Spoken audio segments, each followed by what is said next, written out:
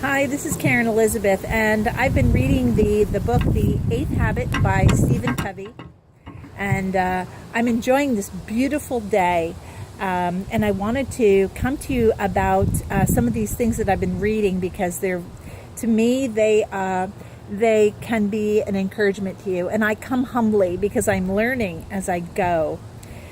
Stephen Covey writes, human beings all over the earth have this curious idea that they ought to behave in a certain way and cannot really get rid of it.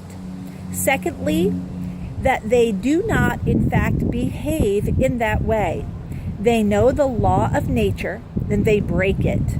These two facts are the foundation of all clear thinking about ourselves and the universe we live in. And it got me thinking about this. There are ways that we know that are right to do, and we don't do them.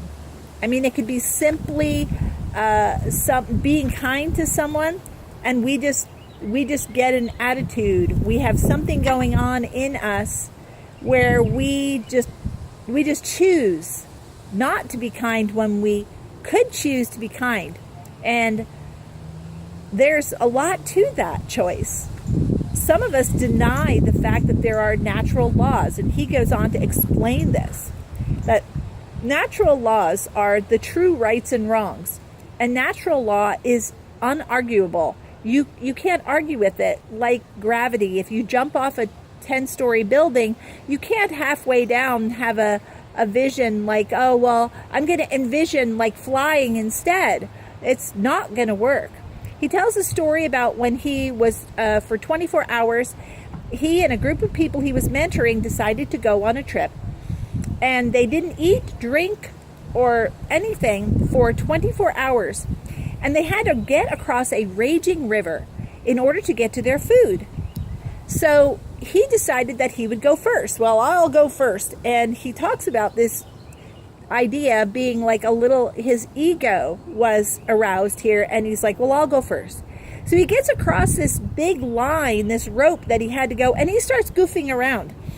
And he said, here I am goofing around and realizing that my energy and my physical strength was ebbing, and it was becoming weaker and weaker. And he was like goofing around in the middle, and then said, oh, I've got to visualize getting across to the other side. I've got to think about this by willpower. And what happened was his physical body, and this is the part that concerned me, because we all have a physical body, and we have to work within the natural laws of our physical body. He said his physical body became weak, and he fell into the raging waters, and 25 yards down the way, he was able to get over onto the land. And the people he was mentoring and had with him were laughing, and so all they could do was laugh because, he was exhausted. So the point being, as much as he wanted to visualize, as much as he wanted to use his willpower to get through, his physical body had limits, and he pressed those limits, and it wasn't enough. He was pressing, but he couldn't work with that because he was too tired, too exhausted. And many times we will do this. We will press and then fail. Because we're working with the natural law, no matter what it is. So some of the natural laws and and principles like gravity are this, and this would be interesting: respect, honesty, kindness, integrity, service, and fairness. And they control the consequences of our choices. Interesting, isn't it? How could it be that these kinds of things are inarguable?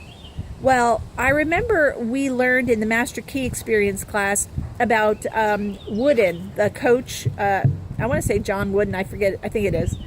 He had a list of things that he helped his students, or his teammates, accomplish, and many of them were these things. They were the principles of right thinking. They were right thinking, and many times we know what's right to do, but we don't do it. Why is that? And this is the struggle. This is the battle. So this is what I want to share with you. When we desire respect, we desire honesty from others, we desire kindness, integrity, service, and fairness, we need to practice those things first. And I know we learned this in class, that we would take something like kindness, and for a week we would just notice kindness everywhere. And in so doing, by noticing kindness, we were actually increasing the understanding and building up kindness within us, so that it became a habit to be kind, because we first noticed it in others. This is a way to practice building up the right principles. We grow up with certain kinds of values. He talks about this. All of us have values. Even criminals have values. The question you must ask yourself is, are your values based upon principles?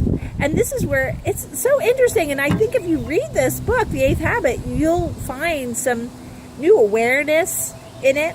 Now, the last thing I want to mention, I have from Master Key, but also from our Think and Grow Rich group, we used to read, we read daily Napoleon Hill's self-confidence formula. And in my class, in the Master Key, we call it the Blueprint Builder.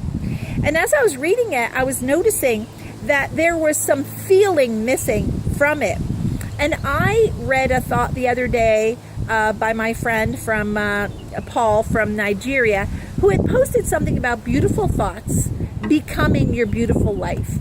That by having the right thoughts, and that's what I was talking about, kindness, integrity, by having those thoughts, you will build those things. So I wanted to include beautiful thoughts, beautiful things into my life, because to me, that feeling of beauty is to me, it's the best feeling in the world when I look at flowers and I'm outside and I see the sky. It's beautiful. So I wanted to include that because I want to increase my feeling of beauty and also being able to give beautiful thoughts to others. And this helped me. So I'll just read this short thing. I know that I have the ability to achieve the object of my definite purpose in life. So what I did there was I added the word beautiful. I know that I have the ability to achieve the beautiful object of my definite purpose in life. And I did that throughout this page. So you can do this to support yourself. You can add words, kindness, honesty, integrity. You can add these words in so that as you are reading this, it says, I know through the principle of auto-suggestion. That's what this page is, this paper, this Blueprint Builder is an auto-suggestive thought. It increases self-confidence. It increases self-awareness.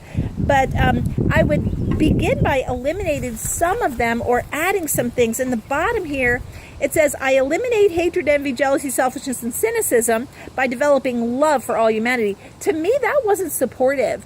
I would rather say I eliminate all the negatives, okay, by developing honesty, respect, kindness, and integrity for all humanity. In other words, using words that are going to support me more on the positive side instead of on the negative side. Because I tend to think this Blueprint Builder is meant to be, it's just a blueprint, but it's meant to build upon to support you. So what is it that you're looking for? You can add those words. What is it that you want to experience in your life? Do you want people to be more kind to you? Do you feel like you want people to be more honest? You know, if you want trustworthiness, you need to be trusting. And in order to be trusting, you need to see other people being trustworthy. You need to look for trust in others and build that into your own self. So I hope that this supports you. The book that I read several books, and this is the 8th habit, and all this has done is helped me to advance further upon my journey to learning to live the beautiful life that I intend to live. And when I read that from Paul about the beautiful thoughts, I posted that on Facebook. These beautiful thoughts are really what our aim is now. Maybe you wouldn't use the word beautiful, but for me, beautiful just was significant. You can use words that describe what you want in your life.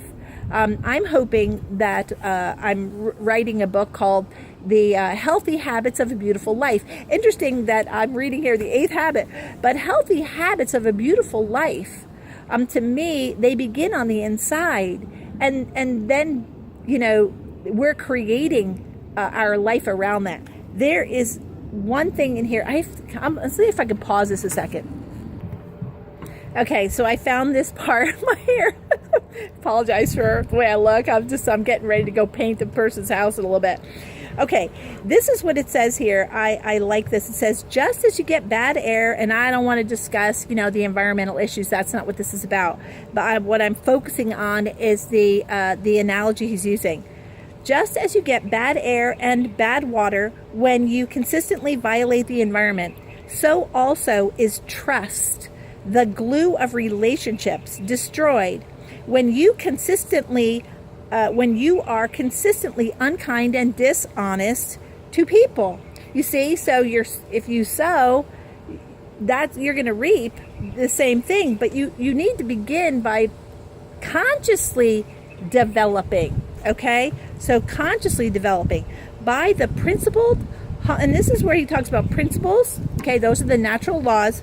By the principled, humble use of freedom, which is your responsibility. You have the freedom to choose. That's the choice between the stimulus and response. You have a choice in between something coming at you, deciding what to do, and that is your response. You have an option. You've been given as a human being that choice. By the principled, humble use of freedom and power, the humble person obtains moral authority. This is the practice of becoming, right? With people, cultures, organizations, and entire societies. Values are the social norms. They are personal, emotional, subjective, and arguable. All of us have values. Even criminals have values. The question you must ask yourself is, are your values based upon principles? Principles are the natural laws. And the principles are honesty, integrity. Those are the kinds of things that you can build a beautiful life with. But you're going to have that battle until you are consciously creating that which you desire. So by adding these words into your vocabulary in strategic ways, okay, and feeling better as you're reading your Blueprint Builder or you're reading other things, if you're doing affirmations, include these: honesty, integrity, fairness, kindness. These are the principles of a good moral life.